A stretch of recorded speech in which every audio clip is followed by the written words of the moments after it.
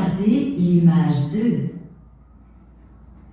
A, Madame, c'est libre ici?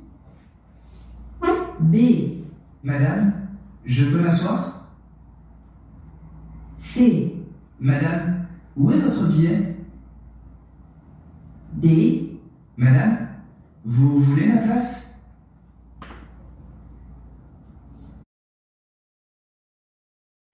A, Arrête de jouer avec le ballon. B, Fais attention avant de traverser.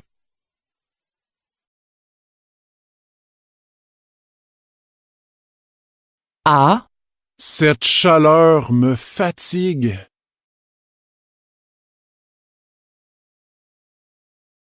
A, il neige encore. B, j'attends le soleil. C, quelle belle journée. D, qu'est-ce qu'il pleut.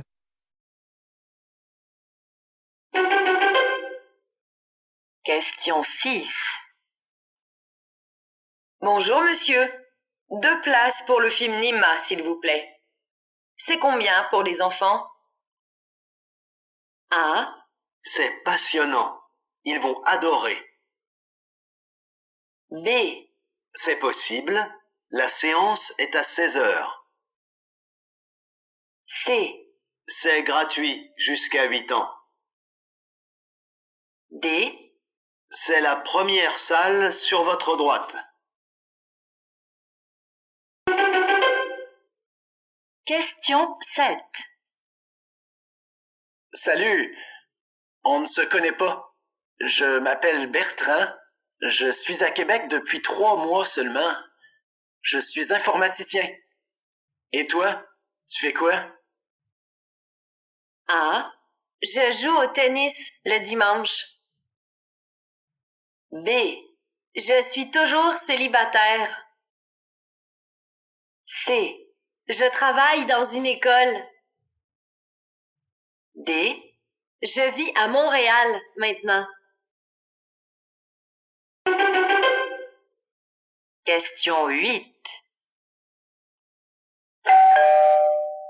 Bonjour, c'est ici pour visiter l'appartement? Non, monsieur. Garage du centre, bonjour. Bonjour, je voudrais remplacer les 4 pneus de ma voiture.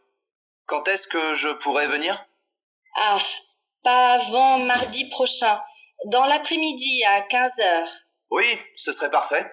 Je suis monsieur Charpentier. Ah, monsieur Charpentier, votre voiture n'a pas eu de problème depuis la dernière fois? Non, elle roule très bien, merci. Très bien. À mardi alors. Oui, au revoir. Question 9. Que souhaite ce client?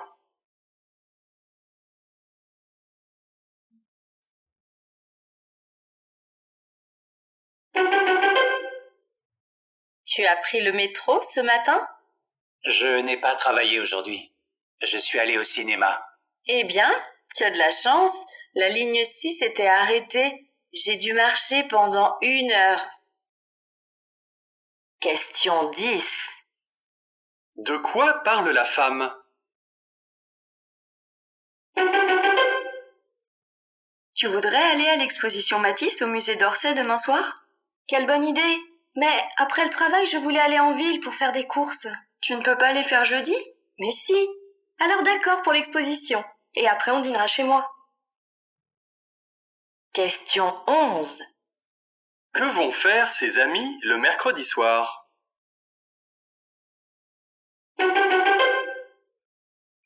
Tu t'es renseigné sur la formation en informatique? Oui, j'ai appelé ce matin. Et alors, tu penses t'inscrire? Je ne sais pas encore. Le centre de formation ne propose pas de cours le soir. Sinon, les tarifs sont raisonnables. D'après ce que Julien m'a dit, le prof est très bien. C'est important. Oui, en plus, c'est à côté du bureau. Le test d'entrée a lieu la semaine prochaine. Il faut que je parle avec mon responsable. J'espère qu'il sera d'accord pour que je m'absente 4 heures par semaine. Question 12. Pour quelle raison le jeune homme hésite-t-il à s'inscrire?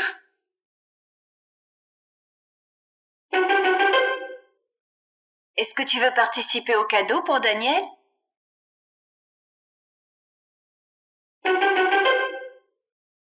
Le soleil revient.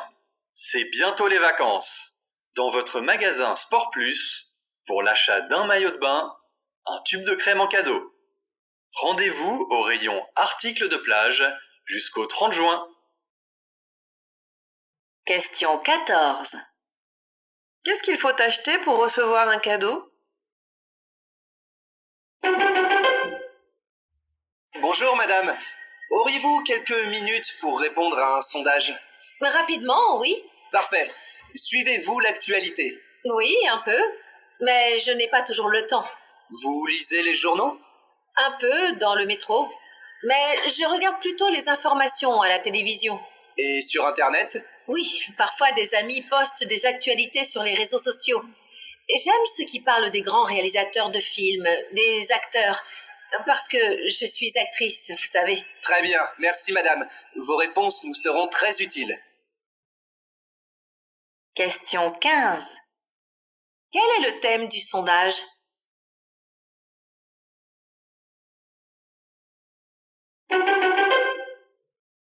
Bonjour, je suis étudiant ici à l'Université de Montréal et je voudrais déposer une demande de bourse.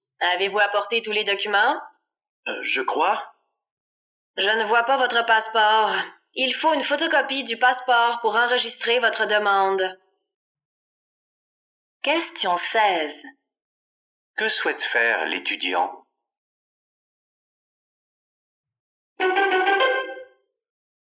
Bonjour madame, je suis venu hier ouvrir un compte, mais je n'ai pas bien compris. Salut Laurent, c'est Martin. Dis, il y a un gymnase qui vient d'ouvrir à côté de chez moi. Il y a plusieurs salles.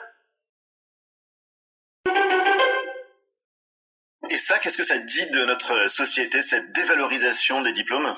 C'est un message terrible, à une époque où on ne jure que par la société de la connaissance et l'éducation de masse. Notre économie s'est mal adaptée aux nouveaux enjeux. En effet, les opportunités offertes par les entreprises ne sont pas suffisantes pour absorber les nouvelles cuvées de master ou de doctorants. Trop de diplômés, pas assez de jobs d'envergure. La langueur qui frappe la croissance de notre pays depuis des années se traduit en fin de compte par des emplois perdus, des salaires moins généreux. Résultat, c'est la course à l'échalote. Pour qu'un diplôme ait de la valeur, il faut qu'il soit encore plus prestigieux. Question 19. Que déplore cette intervenante?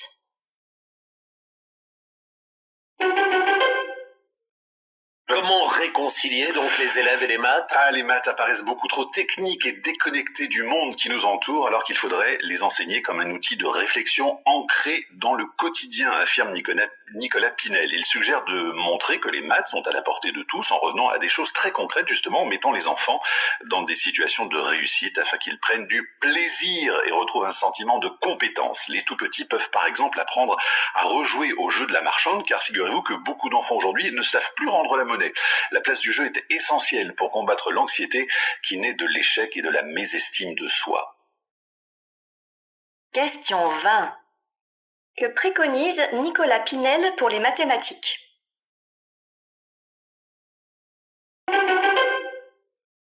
Stéphane, est-ce que Corinne est rentrée de sa mission au Japon? Oui, elle était au bureau hier et aujourd'hui. Mais elle est...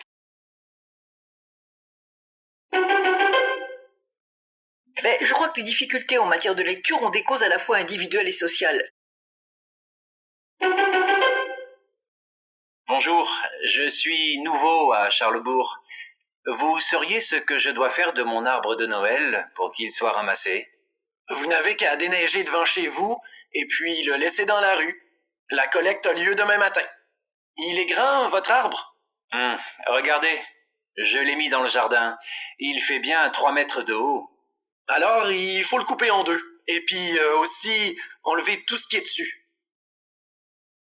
Question 23. Qu'est-ce que cette personne cherche à savoir?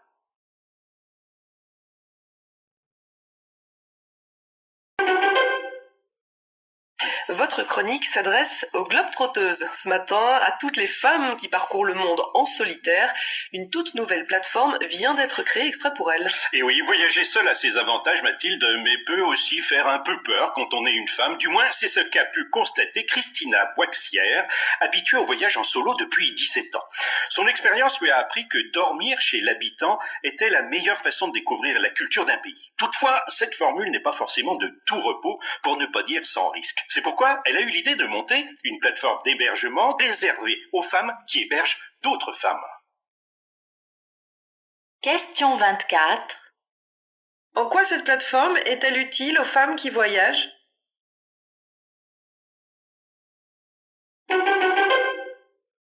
Malgré les apparences, vous n'êtes pas dans une salle de danse, mais dans une école, pour le moins innovante et unique, à Marseille.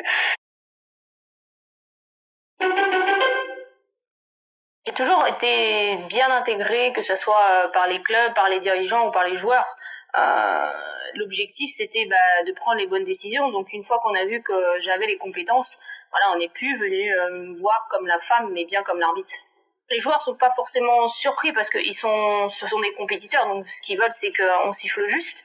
Après, c'est juste peut-être, souvent, on m'appelle monsieur l'arbitre, mais bon, voilà, c'est plus dans la boutade et voilà, on en rigole après sur le terrain, mais voilà, eux, ils veulent qu'on siffle juste, qu'on soit une femme ou un homme.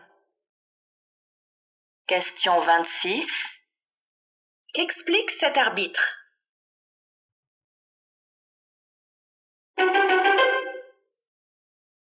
Le débat dans la classe s'organise généralement autour d'un prétexte.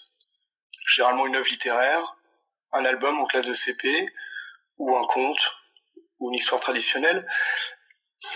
Et je parle de prétexte parce que, en fait, faire débattre les élèves entre eux, c'est leur faire parler d'eux. C'est les sortir de leur individualité, c'est les faire échanger entre eux, accepter la différence, accepter la parole de l'autre, accepter le désaccord. Et comme je leur dis souvent, l'objectif, c'est qu'ils se mettent à se disputer. Mais à se disputer avec les mots. Question 27. D'après ce professeur, qu'est-ce que le débat apporte aux élèves ?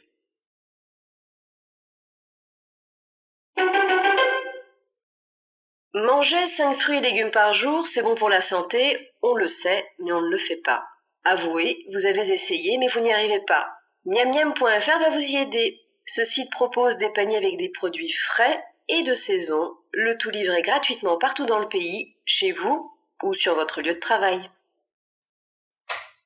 Question 28. Quel est le but de miammiam.fr ?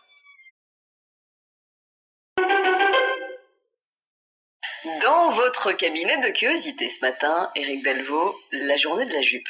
Oui, ça concerne cette fois les lycéens et les lycéennes qui sont invités donc à porter une jupe aujourd'hui. Pourquoi ? Pour dénoncer les inégalités entre les hommes et les femmes et les discriminations que subissent les femmes. Cette journée de la jupe, pour les garçons comme pour les filles, c'est une première organisée dans toute la France. Question 29. De quoi parle ce journaliste ?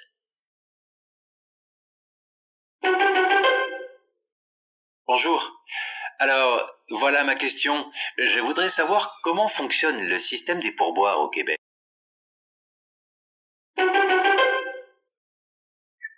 Là, on vient très récemment d'observer pour la première fois un trou noir, Hubert. Est-ce quelle a été votre réaction ? Oui, c'est...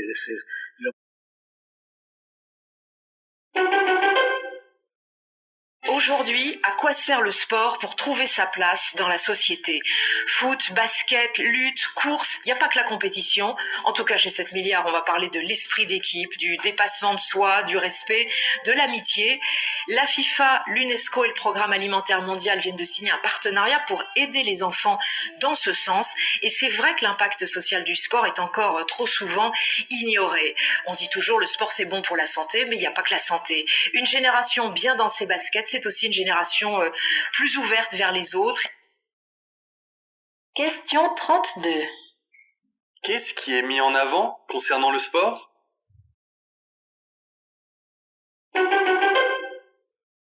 On a de la difficulté à croire que vous n'ayez pas envie de faire de la politique.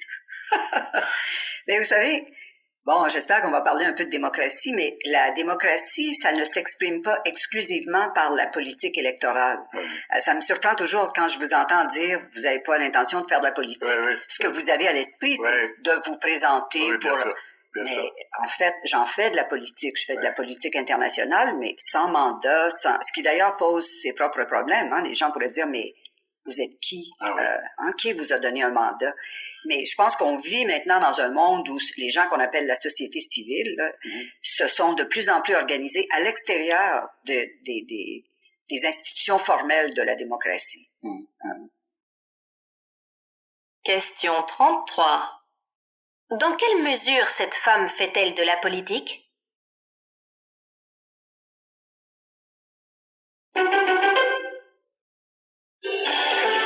Charline Vanhoenacker, Éric Delvaux, le 5-7 de France Inter. L'écho du matin avec vous, Catherine Boulet, bonjour. Bonjour. Ce matin, le succès de l'économie collaborative. Après Blablacar, le site de covoiturage pour partager la fatigue en voiture et le coût du trajet, eh bien voici le partage des loisirs et des vacances. Alors, Trip & Co, comment ça marche? D'abord, vous montez votre projet ou vous vous inscrivez au projet d'un autre. L'avantage, c'est de pouvoir bénéficier de tarifs de groupe. C'est ça, l'économie collaborative. Question 34. Sur quel sujet économique la rubrique porte-t-elle? C'est donc, Bernard, le grand retour du keynésianisme? Mais oui. Cela ne se fait ni ne se fera en un jour, pas plus que le libéralisme ne s'était imposé d'un coup, mais le monde change d'époque, redécouvre les vertus de l'État et du grand économiste Keynes qui avait marqué les 3 décennies d'après-guerre, parce que la déréglementation libérale a failli, que l'autorégulation des marchés est devenue difficile à prôner, que la puissance publique est redevenue le recours et que les États, enfin, ont besoin d'argent et ne peuvent pas inéluctablement marcher vers une augmentation de la pression fiscale sans y soumettre d'abord les plus fortunés, entreprises ou particuliers. Question 35. D'après cet analyste, qu'est-ce qui fait le succès actuel des théories de Keynes?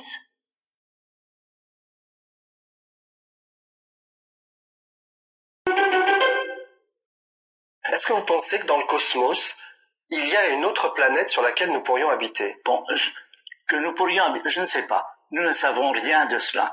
Je sais que mon opinion, mais c'est une opinion, c'est pas quelque chose que je peux appuyer par des preuves scientifiques, c'est que dans cet univers, la vie est un phénomène très général. Je pense qu'il y a beaucoup de planètes, d'exoplanètes habitées. Mais je ne peux pas l'affirmer parce que j'ai pas de preuves. Et j'ai des collègues qui pensent le contraire. Donc c'est un bon sujet de discussion pour les jours où la télévision est en panne. Question 36. Que dit le scientifique sur l'existence extraterrestre?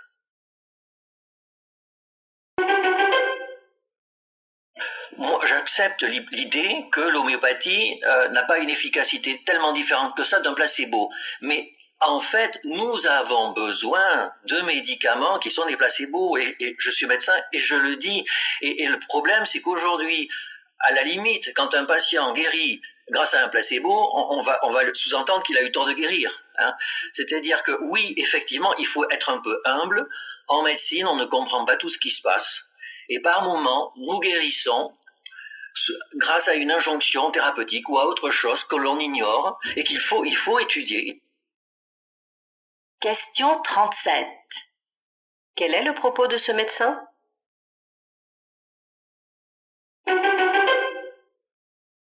Charles Brassard, la recherche de langue originelle a longtemps occupé les synapses des linguistes. Est-ce une quête toujours pertinente aujourd'hui? Non. Non, enfin, oui et non, parce que, comme on l'a dit tout à l'heure, il n'y a plus de traces. À moins 10 000 ans, à peu près, à peu de choses près, hein, à la louche, on n'a plus de traces du tout de ce qui était parlé. Il y a des théories qui disent que toutes les langues du monde viennent d'une seule langue, et il y a autant de théories à côté qui disent que non, la langue est née en divers endroits du globe, et que donc il n'y a pas une famille de langues, mais plusieurs. Et en l'état actuel des choses, je doute qu'on puisse un jour déterminer qui a tort ou qui a raison. Question 38. Qu'explique Charles Brassard à propos de la langue originelle?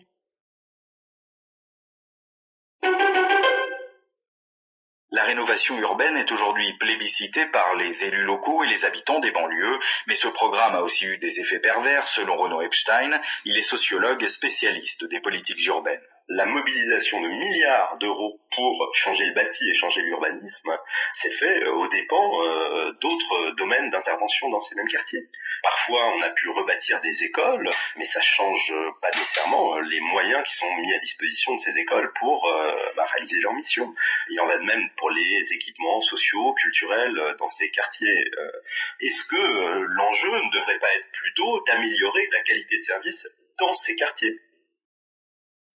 Question 39. Quelle réserve le sociologue Renaud Epstein émet-il ?